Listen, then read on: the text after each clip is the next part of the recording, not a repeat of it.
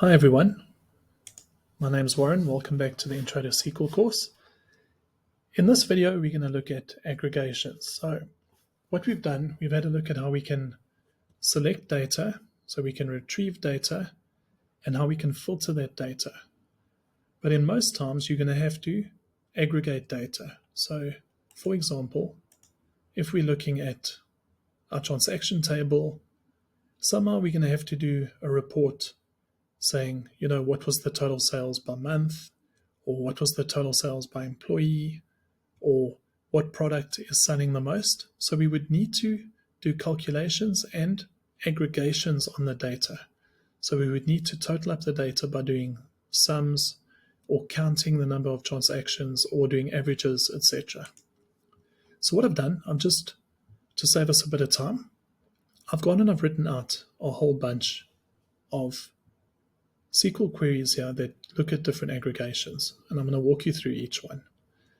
So the first one we're looking at here, we're saying select the average. So we're applying AVG, which is average, to a field, which is the unit price field. We're giving it an alias, and we're calling it average unit price. To make these as specific as possible is very important because your end user looking at the result will need to know what their column is. So these need to be very descriptive. And that we are pulling from the product table. So if we run that, it's pulling the average unit price. We could clean this up by doing rounding, etc., like we've learned before. This is more just to show you how to use all of these different aggregations. So that is how you would get an average. You would just put AVG brackets and have the numeric field that you want to average in the bracket. You would give it a new name as an alias, and you would specify what table. If we were looking to total, just like in Excel and all the other tools I'm sure you've used, we can use the sum function. So here, instead of average, we're just replacing it with sum. So we want the sum of unit price as total. That's the sum of all of the unit prices. If we wanted to count, we just replace sum with count. We execute count. We have 10 products, right? So there's 10. If you can use a shortcut for count. So instead of saying count product name, you can just do count and star, and that will count the number of records in your table. So that's just a bit of a shortcut. It gives you 10 again. So here you're saying count product name field. You don't need to do that with count. You can just put in the wildcard, and you're basically saying count the number of entries in this table, and that will do that for you. We also have the ability to get the min and the max. So the min would be the lowest unit price in this table, and the max would be the highest unit price. So here I've just said select the minimum unit price and select the maximum unit price from the product table. So if we run that, we have products from $9.99 to $199.99.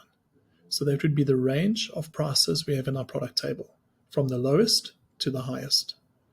Min and max are very common, because you always want to know either the maximum date that something's happened, so the most recent date, or the minimum date, when was the first time you saw something, or the first, the lowest amount or the highest amount, etc.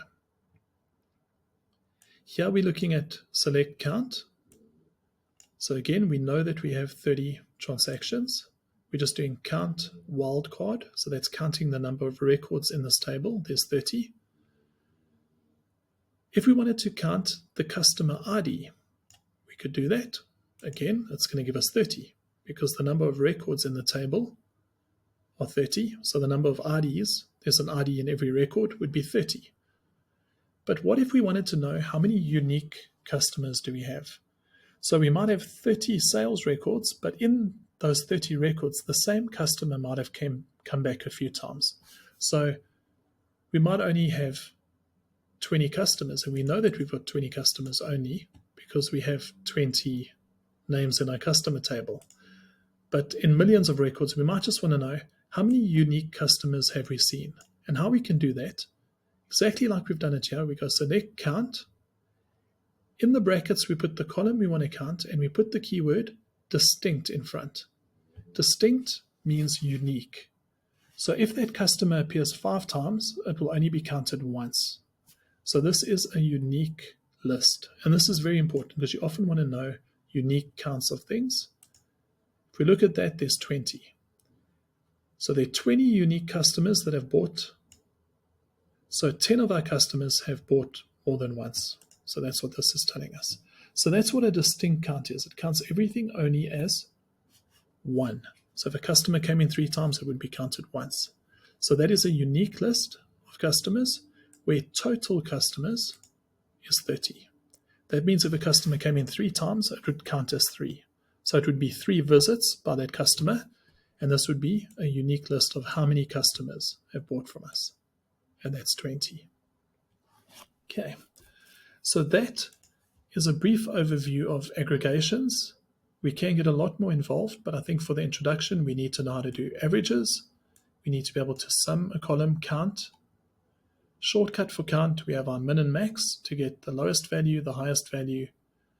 We can count a table, and we can count the distinct records.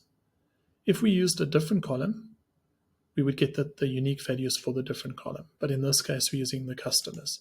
So that's how you get a unique list of customers. So that is a brief overview of aggregations.